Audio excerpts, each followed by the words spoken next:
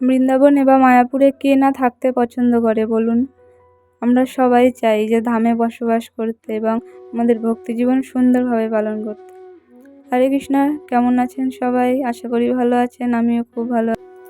অনেকেই আমাকে বলে যে মাতাজি, বৃন্দাবনে থাকতে গেলে কি করতে হবে বা ওখানে কেমনভাবে থাকতে পারবো, কারণ একটা জায়গায় থাকতে গেলে তো কিছু ইনকাম করতে হবে।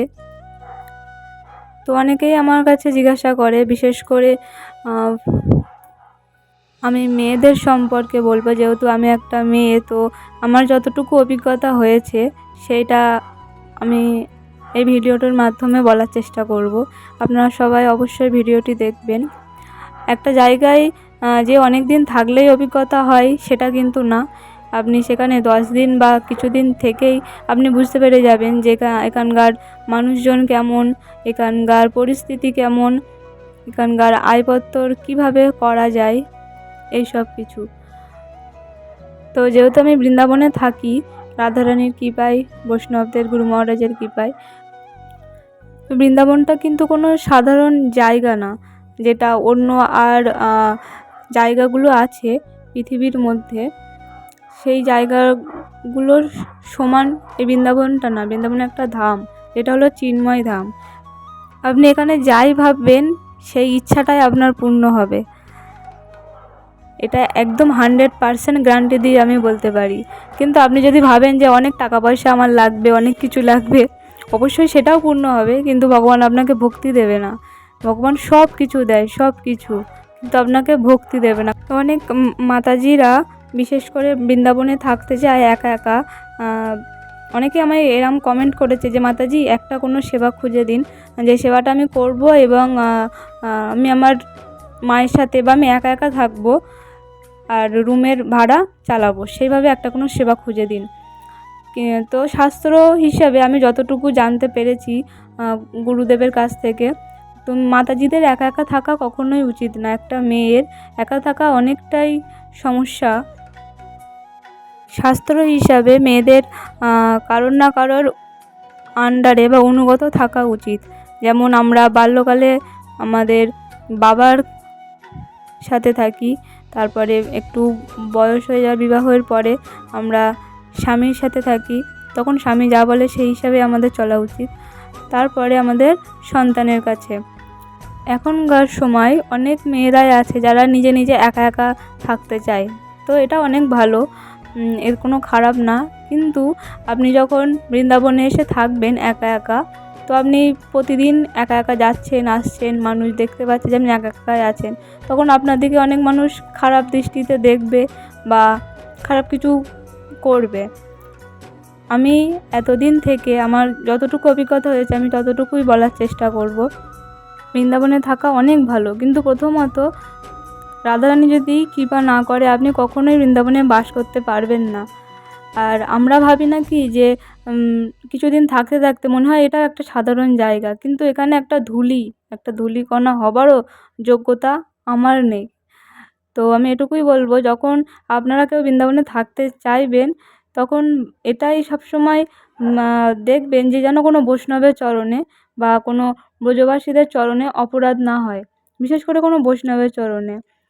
কারণ বৈষ্ণবের চরণে যদি অপরাধ হয়, সেই অপরাধ কিন্তু কোনো দিন ক্ষমা হয় না, যতক্ষণ না সেই বৈষ্ণব আপনাকে ক্ষমা করছে। আমরা হয়তো মানসিকভাবে অনেক মানুষকে আঘাত করতে পারি, সেটাও কিন্তু অনেক ভয়ানক অপরাধ।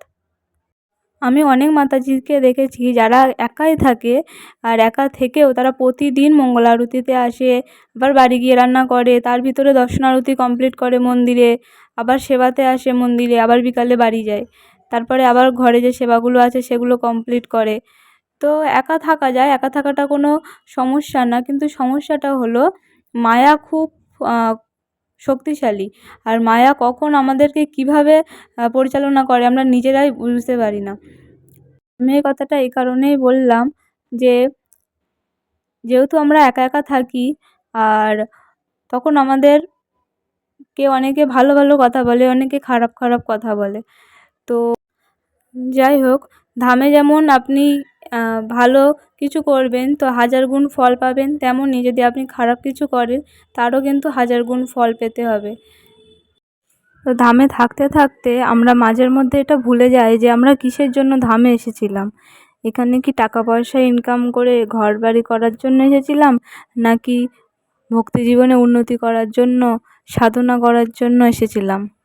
তো এগুলো অনেক ইম্পর্টেন্ট, আর এগুলো মনে রাখতে হবে, কারণ মাঝের মধ্যে আমরা আমাদের মনের দ্বারা পরিচালনা হই এবং ভুল কিছু সিদ্ধান্ত গ্রহণ করি, যার ফলে আমাদের ভক্তি জীবন অনেক ডাউন হতে থাকে। আমি অনেককে দেখেছি যাদের ধামে বাড়ি আছে, কিন্তু তার ফলেও তাদের ইনকামের জন্য তাদের বাইরে থাকতে হয়, ধামের বাইরে। তো ভাবুন, এই মানব জন্মটা পেয়ে কী লাভ হলো তাহলে, যদি আমরা বাইরেই পড়ে থাকি, ধামে বসবাসই না করতে পারলাম, ভালো করে সাধনাই না করতে পারলাম, প্রচারই না করতে পারলাম, তাহলে আর কী বা হলো। আর একটা কথা, আপনি যখন, আমি জানি না মায়াপুরে কী হয়, কিন্তু আমি যেহেতু বৃন্দাবনে থেকেছি তো এইটুকুই বলতে পারি, যখন আপনি বৃন্দাবনে থাকবেন, কার সাথে কী হয় আমি জানি না, কিন্তু আমি আমার এটা বাস্তব জীবনে থেকে উপলব্ধি করেই বলছি, রাধারানী আপনাকে অনেক পরীক্ষা নেবে, অনেক পরীক্ষা, এমনকি আস্তে আস্তে করে আপনার কাছ থেকে সব কিছু কেড়েও নেবে।